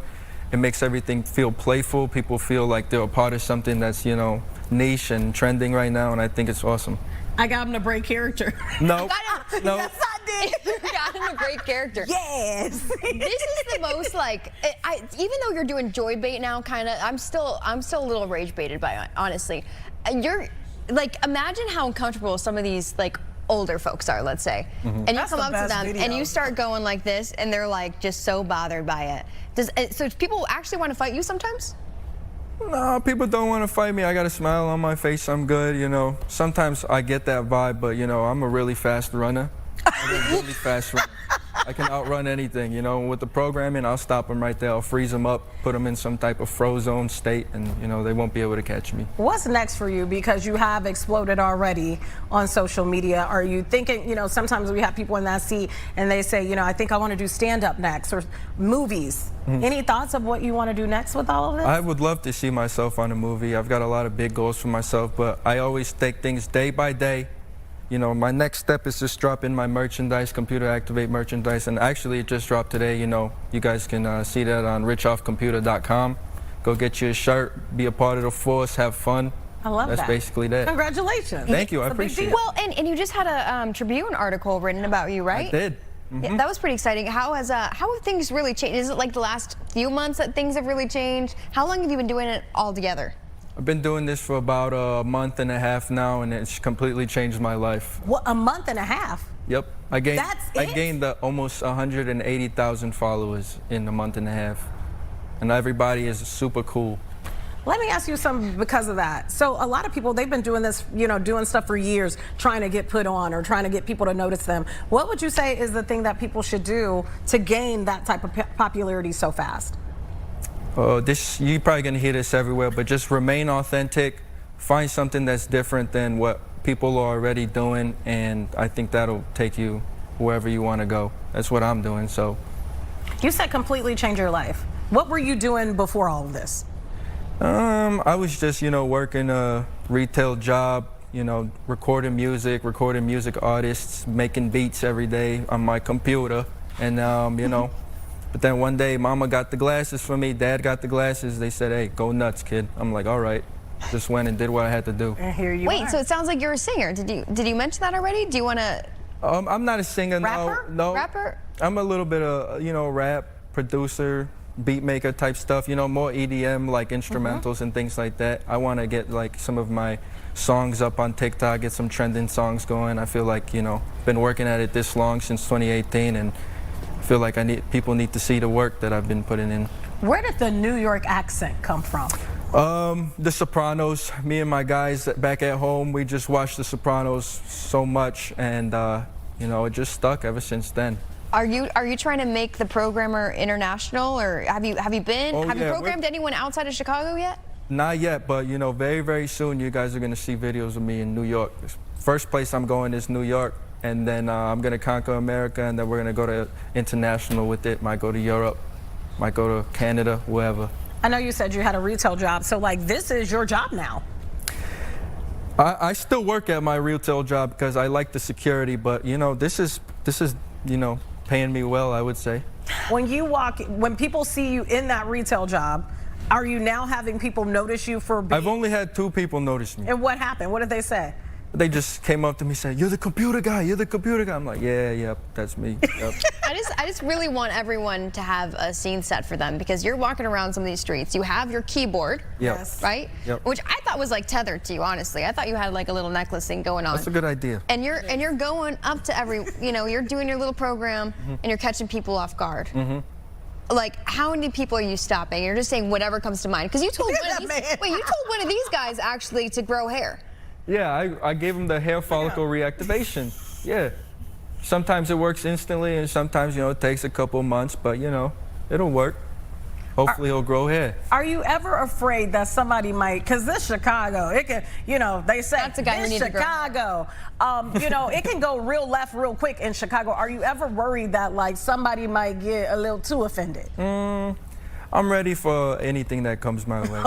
Okay. Yeah. Sound like you're packing heat. Okay. No, we don't. I don't advocate that. Okay, either. All I advocate is the keyboard. Got you know? it. Okay. Good. It is so simple. It is so simple. But It's so simple, and I look at it as like, why would you get mad at, you know, something as like, you know, hair follicle reactivation? We already know you're bald, but we're gonna give you some hair, right? Do you want to reactivate us? What would you react? All right. Like, you could be kind of harsh. Yeah, You and could we be a can little- we can harsh? take it.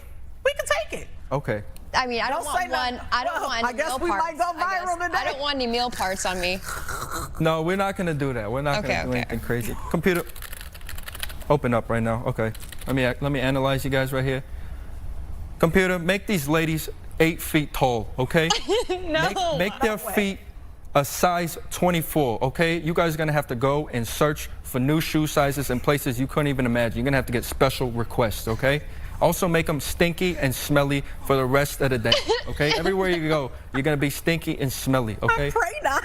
That's the stinky aura sequencing. You guys been programmed, you're gonna feel it probably once I leave this area because, you know, I don't wanna be here for that. You've been programmed. That would, Julia, that'd be actually horrible. That'd be worse. You said I could go, you said I could go crazy. That's true. At least you didn't like roast us somehow. Wow. Because sometimes you'll go over to runners, I've noticed, and you'll say something about their shins, like make their shins steel or Stainless something. steel. Stainless steel. Yeah. How do you come up with some of this stuff? Well, you know, I just freestyle. You know, as soon as I hit the population, I just start to think, what can I do? What can I start thinking about? You know, it just comes randomly. Were you the jokester in school that always kind of had like a punchline in their mind? I think so, yeah. Probably that, yeah. Makes sense. Yep, I was just cracking jokes in class, being silly. Ready to go all the time. Is there any other kind of like, I guess call it a bit, any other kind of bit that you're trying to maybe catch on? There's a couple. I throw some experimentations in my reels and stuff. You guys can check that out. But as for the most part, this is really the bit I'm sticking to at the moment. It works. I like it. It's my kind of comedy, honestly. Yeah, and I saw that you were with somebody else that was an influencer. That's a big influencer now. Is that something that you want to do more, collabing with other influencers? Oh, yeah, of course, especially because I know, you know, some people are from Chicago making it big, and it just showed me, like, the possibilities are endless. It doesn't matter where you are, where you're from. And so anybody doing the same thing I'm doing, I want to be a part of that. I saw the video where he was with, what's the guy's name? He goes like, A damn killer. Yeah. We had him on, remember? Yeah. And that guy, but there was a guy with him that kind of wanted to fight you. It seemed like he got really aggressive. Like, you got to get out of here. Am I correct? Oh, yeah, probably him. Yeah. Probably. Yeah, it might have been Evil, a damn killer, which is like his nemesis, but you know. Yeah. Yeah, facts. Has there ever, when you like posted a video, has there been like somebody that liked it that you were like, wow, that person liked my video, you felt starstruck a little bit and almost in shock that that person was viewing your content? Yes, definitely so, yeah. I think mainly on Instagram, you know, when people like high up comedians, you know, start to follow me, and then people just message me for my work. Some of my favorite musicians, just people who are comedians. Like one of them was the other day was Trevor Wallace. Okay. Oh, Trevor cool. Wallace, and he's super That's a big funny. deal. Yeah, he's a big deal. He's hilarious. This guy's funny. Okay, people at home who are wondering, where can I find these videos? I need to catch on. Can you share your TikTok handle, your Instagram handle, and such?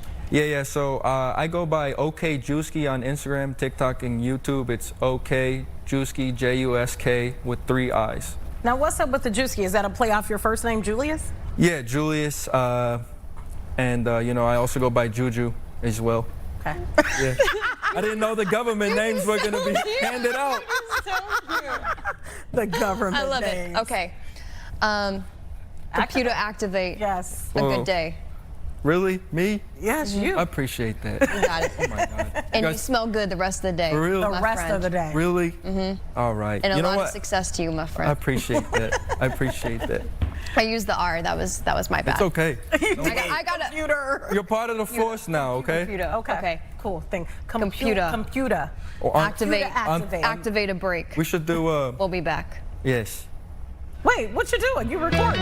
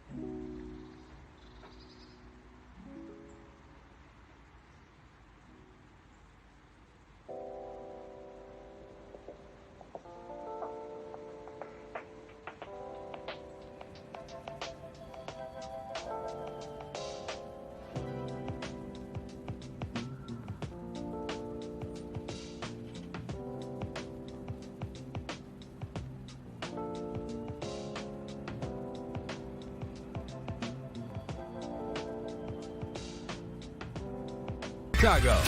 That works. Welcome back to Chicago Now. We have a special guest now in one of the brown chairs with us as well. When faced with a food desert and really not a lot of shopping options in the Austin neighborhood, one person tackled the issue head on and created 40 Acres Fresh Market. Her name is Elizabeth Abunu, and she joins us this morning. Thank you so much for being with us. Did I get that last name right? Abuno. Abuno. Got it. Okay. Thank you so much for being with us. Tell us what need did you see, and then what did you start doing to create 40 Acres? Oh, that's a great question. So 40 Acres didn't start because I saw a need for food. It started because I was in the Austin neighborhood one day, kind of accidentally. I knew where I was going, but I didn't know what neighborhood I was going to, if that makes sense. And realized I needed cash, and I couldn't easily access my money. I couldn't find a bank. I don't believe in corner store ATMs because they charge an arm and a leg with the ATM fees. So I was like, okay, maybe I could go to a store and buy some candy and get cash back. But there was no pharmacies, there was no grocery stores, and Chicago Avenue is a major commercial corridor. And I was like, there's nothing within a 5-minute walk of where I am to get these things. And those are the things I expected when I lived in neighborhoods like the South Loop or I lived in Lakeview. So that's what made me aware that there were basic goods and services that were missing from the neighborhood. And over time, I started looking at the neighborhoods that were well resourced and like, what do I like here? And it kind of clicked in my head, well, why can't something like this exist in that neighborhood that I was in, you know, when I was running that errand that day? And so 40 acres, the idea germinated from there. And then because I had no idea what I was doing. Because what were you doing at the time? I was working at Microsoft in sales. Got it. Wow. Yes, and it was gross. It was nicely paid. And so I'd never run a grocery store before. I was like, okay, if I want to do this, what's the easiest point of entry to just start and figure things out? So I started running pop-up markets in January of 2018, and then expanded to a delivery service of produce boxes. The produce box delivery service kind of blew up with the pandemic and, you know, people having issues getting food. So we were getting orders all over the city, and so that produce box delivery service continues. Very much so today, but those were the springboards I used and the building blocks I used for the eventual goal of, which was always the goal of a store. And so Beautiful store. It is Thank you. gorgeous. And is that by design? That PNC Bank, I saw the sign said PNC Bank on that. Did they help you with that, or do they have? No, they have a branch right They have a next door. branch, and that's what I was going to ask you, because because when you were driving through the neighborhood. No, so it was interesting so PNC actually found us, not the other way around. Got it. So in 2020, the building that is now the store used to be a Salvation Army thrift store. And in June of 2020, the Salvation Army closed, put the building on the market. I got a call letting me know that the building was available. And initially I was going to turn it down. I was like, ooh, this building no, this isn't it. But was convinced to reconsider it. And so I went to Morris Reed, the CEO of Westside Health Authority, a nonprofit in the Austin neighborhood, and I was like, yo, you want to go half on a building? And he was like, not really, but he did it anyway. And so we secured the building with the plan to redevelop it for the store. But the building was like 12,000 square feet, and I didn't want that much space for a store. I wanted to keep the store smaller, tighter. And so I was like, well, we can subdivide it and find a tenant for the smaller space. That's smart. And so as construction was either about to start or had just started, I received an email from a real estate agent representing PNC asking if there was additional space in this building. And I was like, well, there just so happens to be an additional 2,100 square feet. But look at how that worked out. You were driving in the neighborhood, even this was a springboard, because you were driving in the neighborhood looking for a bank, essentially in some I wasn't even driving. I had taken the bus. I was walking through the neighborhood. Hoping to run into an ATM or something. I had gotten off the bus, and by the time I got off the bus, it was not until I got off the bus and the bus had driven away that I realized, oh crap, I need cash. Now it's like, where am I going to find cash at the last minute? And Wow. And here we are. And here we are. Look what you built, and it looks beautiful, and also still looks huge. How long have you guys been open? You know, what's the response been like from the community? So we opened in September of 2025. So we've been open about 5 months now. And so the response, everybody who comes to the store, for the most part, loves it. The Google reviews are off the chain. It's interesting what they point out. So one of the things I noticed that people are like, it's so clean. And I'm like, well, isn't a grocery store supposed to be clean? So I don't notice clean grocery stores. I only notice dirty ones because I expect stores to be clean. Yeah. So when people point out the cleanliness of our store, I'm like, wow, your expectations were like really, really low, or other stores aren't doing it as well as we are. It's well stocked. People are like, it's organized. I'm like, isn't a grocery store supposed to be organized? Yeah. But people love the hot bar, Mabel's Meals, named after my great-grandmother, and they love our service meat counter, the butcher block, fresh produce, full line of groceries. We run weekly sales. We actually just started today a new sales flyer that's going to run every Friday of the week for our like hot in-store specials on fresh items like produce, meat, and specials from the deli. So like today we're starting a jerk chicken pasta, a jerk chicken pasta Alfredo special today. And like our chef, Martel Kamen, is a genius in the kitchen. And so super excited about that starting today. And so that runs until, you know, we run out. But people just, they love the vibes. They love the customer service. We're your neighborhood grocery store. People know your name. Like, how many times do you go into a grocery store and somebody actually says hi to you and asks you like how you're doing? Like, what's for dinner this week? Like, let us help you discover what's in here to elevate your dinner table for your family. Well, I think probably why you've had the reaction you've had of people like saying it's clean and things like that is access. There's not a lot of access. So a lot of people are going to big box stores to get groceries, which get a lot of foot traffic. They're not thinking about, you know, the grocery aisle looking amazing because they're selling sheets, you know, a couple of aisles over. Mabel's Meals, I want to go back to that. Yes. What can people find? What kind of variety? You look so excited. Because I love to eat. Okay. So the foundation of Mabel's Meals is our rice bowl service. And so we have 3 signature rice bowls, a cocoa bowl, which is a coconut curry sauce over yellow or white rice with broccoli and bell peppers and onions. Or there is the Bayou Bowl, which is a vegan gumbo with okra and the Holy Trinity, celery, bell peppers, and onions. Or there is, because we're on the west side, we have the Best Side Bowl, which is a creamy mushroom sauce served with honey roasted carrots and the best collard greens. You can add protein to your bowl. We also have great sides like mac and cheese and Girl, you making us hungry. And mashed potatoes and roasted vegetables and honey butter cornbread and cheddar jalapeno cornbread. And then our chicken menu is fantastic. We have rotisserie chickens, and we make half-size rotisserie chickens for smaller size households. That way you're not buying a whole chicken and wasting it. The fried chicken is slap your mama good.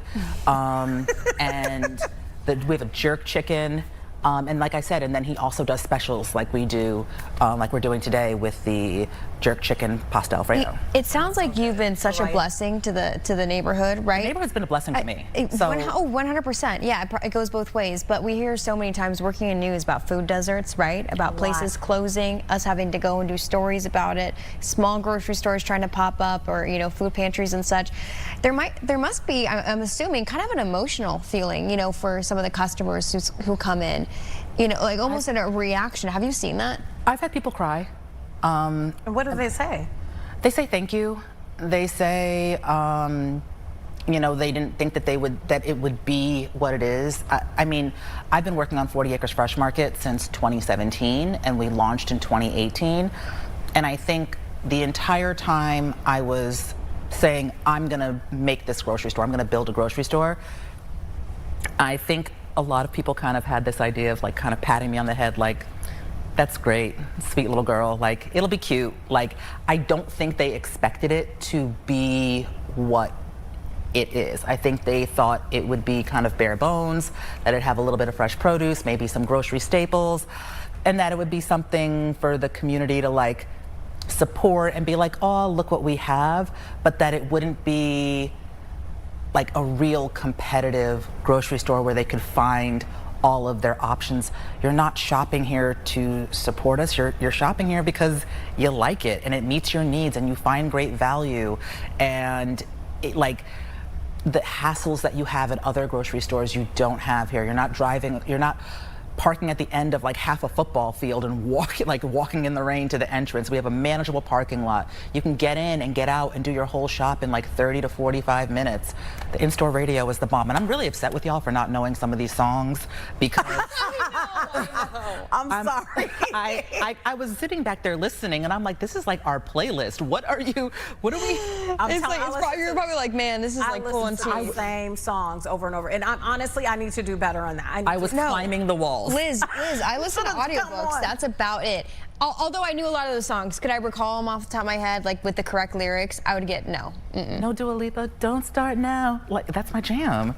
So you guys have the good music We playing have in good there. music. I The gotta people come. dance in the aisles. I'm sure That is so cute. I got to ask you this because we've talked to people when this was all going on about, knowing if the resources would be there for those that need a little extra support when it comes to being able to eat. And you were opening during all of that, it sounds like 5 months ago. Do you accept all forms of payment, including people that have, a little extra support? And then were you concerned about that it may not be there if you do accept that form of payment? So we've always accepted SNAP since, at our pop-up markets, at our for our delivery service, for our produce box delivery service. We partnered with Experimental Station to run the Link Match program. So there's 3 pillars of access, and that's proximity, and that's just being where people are. That's price, and that's really about value, making sure that people can find value in the things that they purchase from you.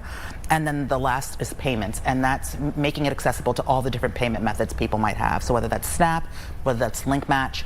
We're getting Link Match for the store. We don't have it yet, but we're getting it. Cash, credit cards, tap to pay, all the different ways people need to pay, we're accepting. And WIC is going to come online next month as well. That's awesome. So yeah, it's not about help, it's about access. Yeah. I think that sometimes people confuse us and think we're fighting like food insecurity or people that can't afford food, and that's a different avenue. What we are saying is that people in Austin are consumers. They spend money, and that they should be catered to where they live. They should not have to go to the neighboring suburb to spend all of their money and to have the resources and amenities that we expect. Getting on a bus, getting on a train to travel, or hearing all these. Getting on in your car and having to There's times where I'm like, do I really want to pull this car out the garage and down the alley and go? Like, I don't want to. It's a whole thing. It's a whole thing. Tell people exactly where you're located before we go and your hours of operation. Absolutely. So 40 Acres Fresh Market is located at 5713 West Chicago Avenue. We are open every day, and that means every day, 8 o'clock a.m.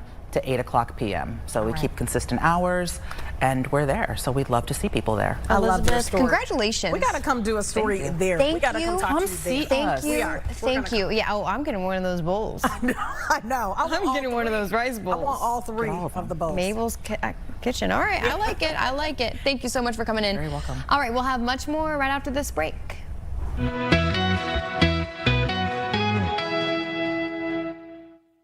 I went to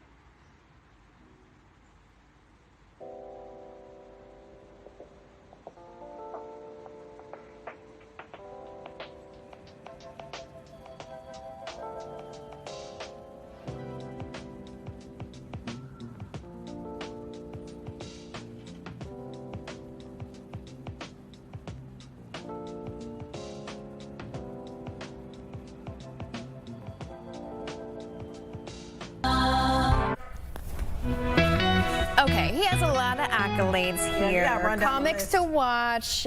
Also, Ian is a favorite at the Tonight Show with Jimmy Fallon. He's made like 5 appearances. You probably recognize him from also social media as well as clips going viral. Ian Lara, thank you so much for joining us. Thank you for having me. That was a perfect pronunciation. Because I'm Latin. checked You us. have to. Yeah, you checked us. I did not. Off camera. Yeah. He's like, get it right, get it right, or get out. God, All right. And I'm like, think I'm man, a I work here. Okay, I work here. Okay, you're gonna be at Zany Chicago this weekend. correct? Yeah, I'm at Zany's all weekend. There's 4 shows. There's only like a couple tickets left. Most of them are just sold out. So How does that feel? it feels nice. This is like my 4th time coming to Chicago, and like I've seen it like build. This was like the first time where like before I got here, like a couple of them were sold out, and then as the weekend goes, they're all selling out. So it's nice. I like Chicago. And it's nice weather. Yeah, it's You- great. You It's- probably were like, I was not expecting this. Yes, I was not. I've never been in Chicago when it's bad weather. Like I used to come in the summertime, which is like the biggest catfish of a city. Chicago in the summertime is a city with a filter on. But then in the wintertime, I've never been there. And then I come today and it's 60 degrees. So You've been to the Bean where all the other folks hang out when they first get here? yeah, I went and I watched and left. I was gonna say, nothing to do. it's so Like, funny oh, because this you go is there and it. you're like, all right, let's go. You want to get lunch? This is. I do have a surprise for you though.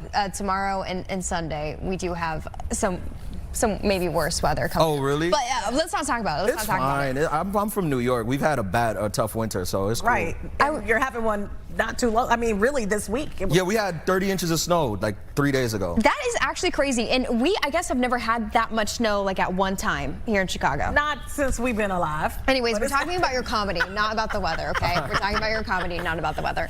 Can you tell us, like, because you seem kind of like unsettled almost, you know? Chill, like, real yeah, you're chill. chill. Whereas we have some comedians in and they're like jumping down our they throat. got, It's like, whoa, what's Hey, going on? No, they're not. Some comedians, some comedians are like that. What do you mean? We had one guy take off his shirt fully. Yeah, no, that's true. That was crazy. I was gonna wait to the end for that, but I think some comedians are like that. I was always more subtle. Like I've always been like a lot of times people meet me and they're like, we wouldn't even think you were a comedian, but then Get doctor or something like Really? that. Yeah, what made you decide to go comedy? You give something different. I can't explain it. doctor. That Oh, he's also wearing like what doctor's wearing a flannel and a beanie? Yeah. I mean, but you do though. You get very like sophistication. No, Sophisticated. it's a lot of silliness. It's a lot of Okay. silly. I don't want people to come out. It's gonna be full of EMTs and nurses. They're gonna try to recruit you. Yeah, it is very silly. I have a very silly act, I think. But I was pre-law and when I was in college. So See? yeah, Why you you weren't on the right track. wrong. She's not on the right track. That's right. Yeah, you're on the right track. But no, I like to be silly. I have all my specials out. If you want to check them out, they're on HBO. I have one, and I released my last one on YouTube for free.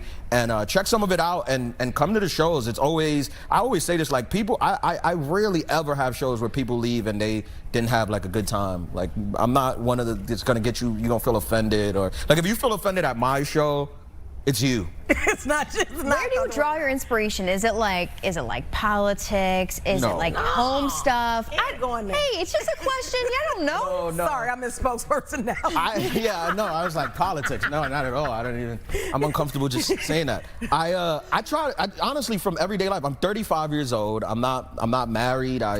Dating and trying to figure it out. And I just find a balance between speaking to like millennials who are in the same place and people who are older or might be married, but they could still relate to like the dating. Like my HBO special was called Romantic Comedy.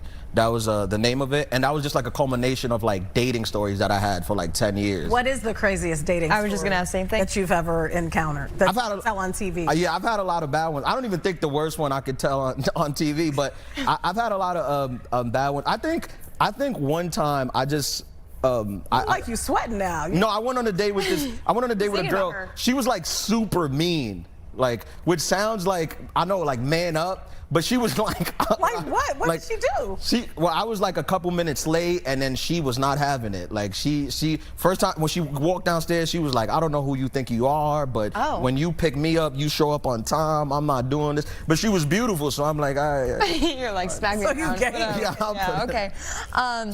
So it wasn't a tactic because I feel like some guys have the tactic on the guy side where they're like want to be rude so they can. I hear this. I'm not. That's not my game plan.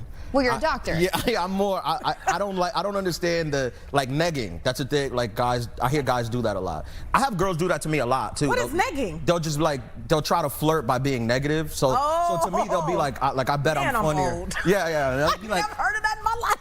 they'll be like, I bet I'm funnier than you, and I'm trying to hook up. So I'm like, yeah. You are. All right, sure. So I'm curious, when your family heard that you were not going to do law and you were going to do stand-up, what was the reaction? Well, I never fully told them. I transitioned, because I graduated college and then I was studying for the LSATs and I took the LSATs and I applied to law school and all that took 4 or 5 years. But around that time I was doing comedy at night, so it let me build. By the time they asked me hey, what's going on with the law school, I was like, well, what's going on is we're going to the Tonight Show next week. And they were like, okay. And they were like, all right, I guess this is what we're doing. Well, when you just show up on your TV and. I mean, yeah, that's one way to just put it. That was, I think, once they started seeing me doing stuff on television, they were like, all right, he'll figure out his path. I'm not even sure that they're fully accepting. My dad was talking to me about refrigeration school not too long ago. He's like, we get the HBO, but you should pick up a trade. You know what we should do? You should show them that you are on ChicagoNOW. Yeah, one of the biggest shows. Yeah. Did you ever imagine even that you'd be sitting right here? No, as a kid, I dreamed of it, but I didn't think it would be possible. But I actually told them, and they were like, oh, they'll watch online. But now they see me so often, they're like, we're good. Yeah, they're like, we don't need to keep watching. Yeah, it's not like a thing anymore. Real quick before we let you go, what do you put on your face? You have great skin in person. I don't do anything. So, do you wash it? Occasionally, yeah. Oh, got it. If it's hot, She says in person. On TV, you look horrible. I'm saying. I've been very lucky. I just exist, We're also kind of those mean girls. Let's start negative. We're kind of. All right, thank you so much. Flirting? And Lara. That's flirting. At Zany Chicago. We're both married. Come on. Yeah, we're not flirting. Congrats. We're not. Come on. We are not. We're not. We're doing something right. We got there. Thank you so much. Hey, thanks to everyone at home for joining us this week. We'll be back next week. Have a great weekend. Thank you for coming on. Thank you guys for having me. I appreciate it.